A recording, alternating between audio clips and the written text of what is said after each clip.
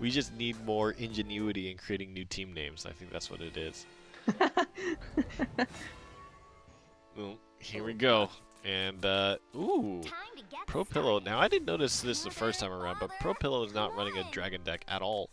He's got Sword, Shadow, Blood, which is Bloodcraft deck, I think. It's doing quite well for himself. And on Twinstar's side, it's Rune, Dragon, Shadow, with Dragon being banned. Sword is not a thing in this matchup. How does Shadow versus Blood play out, especially Atomy Shadow? Mofo, you can take that one. How does Atomy Shadow handle Blood? Aggro Blood at that. Well, at a glance, I think Atomy Shadow, I think this has actually started to just turn into my answer to everything about this deck. Is it plays everything early on and it slams an enemy, and if that works, it works. And if it doesn't work, it just glues something together that works afterwards. Like, after watching like 8 resolve in a single game, that's all I have to say about this deck. I think Aggro Shadow, on the other hand, I mean Aggro 8 resolve Blood, in a single game when only 6 could exist to begin with. I yeah, like 15 resolve in a single game. I'm like hallucinating it. I see one now actually happening every time I close my eyes. But yeah, Propillow. Atomy comes down. What does he say in English? You know what he says in English? No, I'm a weeb. I use the Japanese voices all the time. Same. Razor Claw and Bell on this is very interesting there. I would honestly suffice to say that Aggro Blood on the play would be an excellent deck to take down Atomy, as it would just do too much damage too fast. He's also stomping Atomy with spells like Razor Claw, so I think this is honestly in Propillow's court. Although a lot of people sometimes will have this impression that you can stop aggro by playing out followers early also. The stickiness of the followers played by Atomy's deck, even though they can make trades procedurally, Twinstar's still the one taking damage on the end of it. He's the one having to make the trades after eating these hits. So I guess we'll have to see if he can figure out a way to summon an enemy. He's actually close this. He can do it this turn, can't he? Just by popping this Bone Chimera. He actually can throw in the Bone Chimera and then play the, he can play the, what is it, Frozen Mammoth, I think is the actual name of the card. That's it, Frozen Mammoth. God, easy. So how does Propillow, is he okay? He doesn't, actually. He probably doesn't. I think he might have a Dance of Death, a Singleton Dance of Death, and if he doesn't, then the game is over. So that is probably the fastest game we've seen. There you go. That's the 60th, now counting multiplicatively, enemy we've seen today. There's no way to clear it. You can see from Propillow's board. That's just it. That's Twinstar got it. Good job. And Propillow is Blood deck does play a double Dance of Death, and he didn't find it, so unfortunate for him. Top 8 cards of his deck would have needed to see one of those. Well, he has some Vanias that he can throw him for some damage, but really there was no way to play that hand. Would actually have cleared any of this. Smorked for 18 on turn 5. Has to feel bad, man. Hello, taking an early loss here. Wow. That's what Atomy's supposed to do, though, so. Well, there you have it.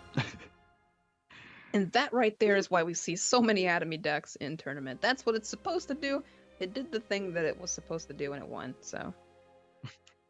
And now, we have this special opportunity, perhaps. Well, maybe he'll play Blood again. But Propillow, to advance, is going to have to play his own Atomy deck. So hopefully he gets to have his turn doing that very same thing, versus a list that I think could be very vulnerable to such a series of plays. Time to get started. I guess you're looking for a fight. True that. Twinstar is on Dimensional Shift Rune, which, you know, historically has been very bad against Aggro Blood.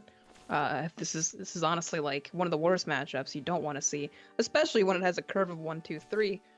You definitely don't want to see that. But this will definitely be interesting. Pillow is going second this time, so Dimensional Shift having the advantage, and also an excellent hand for it, so.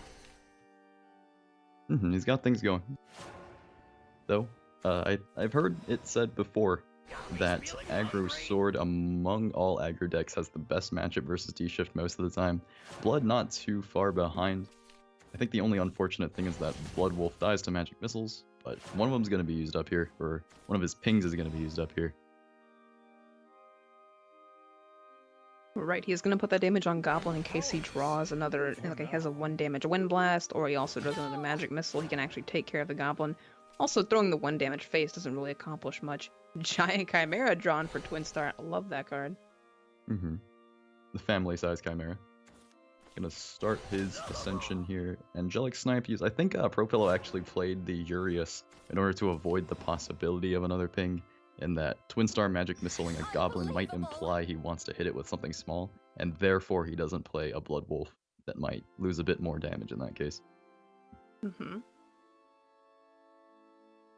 This turn, if he wants to play on curve, he only plays a lowly Angel of the Ward, but if he does choose to pass that up, next turn he could go double Blood Wolf with an Evolve and push a lot of face damage. He might be considering the Urias this turn, but I think that Angel of the Ward's probably a little bit better.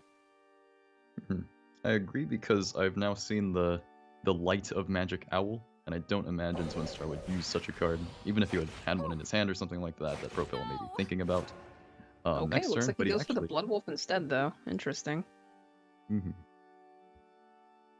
There was a situation where Angel of the Word would have done, if Dimensional Shift Rune summoned a follower for some reason, Angel of the Word would have done the same 1 damage that Urias would have done, but Angel of the Word could have also attacked the following turn for more damage than Urias. But the Blood Wolf looks like it's actually going to pay off for him and do more than 2 damage, which is very bad for Dimensional Shift. When the reach of finding a Razor Claw means that that's so much this turn, the Urias going to get this ping on Twinstar if he decides to go for the Merlin next turn.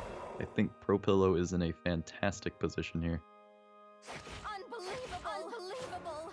Yeah, this is looking incredibly good for Propillow. He can just next turn, no matter what Twinstar does, he can go Angel of the Word into Razor Claw, followed by Karabos, which is kind of just the perfect curve for aggro blood.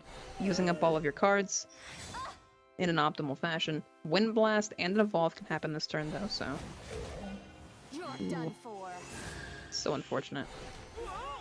Not by any means a perfect clear, but he has to take that full trade in order to prevent as much damage as possible. And this is probably even a Dance of Death coming down for a Merlin if it lived for some reason, but it probably won't. This is 99% going to be Propillow's game. I don't see a way that Twinstar comes back from this. This Propillow doesn't...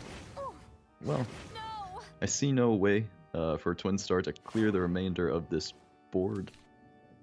Leaving anything alive puts him in Dance of Death range, so he doesn't really have access. Golem Assault is such an interesting card, but when you can't choose to not enhance it, and it has to enhance, it feels so bad.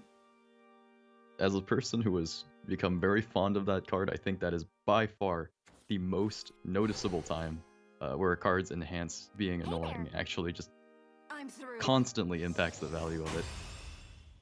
Right, and Twinstar, that was a really bad matchup for him. I think if we use like ladder stats, that matchup has close to a 20% chance on Twinstar's side. Just something he realistically can't win, honestly. It's not something that he's built to or prepared to at all handle that kind of matchup, so we just kind of see Propillow taking it, and now my very favorite deck that I now am probably going to dream about, Atomy. I'm going to see how this fares versus D-Shift. Now this can go a lot. This can go any number of ways. Mother, father, come on! I guess you're looking for a fight. This is definitely interesting. This could just be a fast enough Atomy into a fast enough win, and it looks like he has the hand set up for it too. Twinstar, if he finds, never mind, if he finds Fiery Embrace, which he does have 2 of, so. Alright, well, Propillow actually just has an Atomy that he can play on turn 3, and I don't think turn it's 3 an contestable. Atomy on the play, something you don't want to hear ever. It looks like Twinstar might just be already out of it. He doesn't have a Fiery Embrace. He's got a little measly Golem, but a turn 3 Atomy is just not good enough. Or against the turn 3 Atomy, it's just not good enough. Especially when you need 4 face damage too. This is just not good. Poor Twinstar. Oh my gosh. I feel great sympathy for him, as Twinstar couldn't have possibly known this. Well, he could have imagined that it is within Propillow's deck list that he has Voices right, of yes, Resentment. within the grasp of his deck, yeah. And Yeah, this is a pretty Kaleidoscope. Bible Thump situation. Impressive. Oh no. Press F to pay respects for Twinstar here. Press F to pay respects. Propillow, my man. He can't even evolve Atomy the next turn, by the way. They're You still can't too even early evolve in them. the game for that. This is still the early game. This is an 8/8 follower when 3 play points were available to you. The best he can do is just dump 3 damage into it. You know, hopefully you can kill it eventually, someday. Some card in his hand could turn into a follower that he could evolve somehow. Not here. Not now. Well, suppose looking at what's left in his hand, the only thing I could write in Twinstar's elegy this game is that probably wishes at this point that he had been able to see Propillow's hand, could have smelled that there was actually an enemy on turn 3 there, despite there being 2 open slots needed, and played the Kaleidoscopic Glow. I think that was his only way out. Right, yes, the Kaleidoscopic Glow was the only way to stop this happening.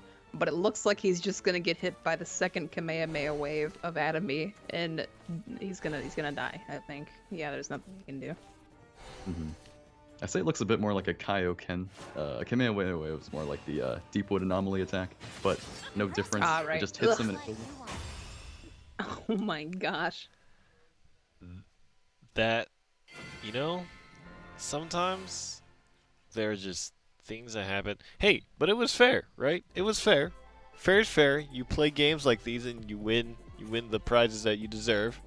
I mean, we saw Atomy Frozen Mammoth in the first game, right? I mean, that's what Atomy does, right? Like, you bring it to tournaments, you're playing it, right? You know what it does. You know, you're playing it.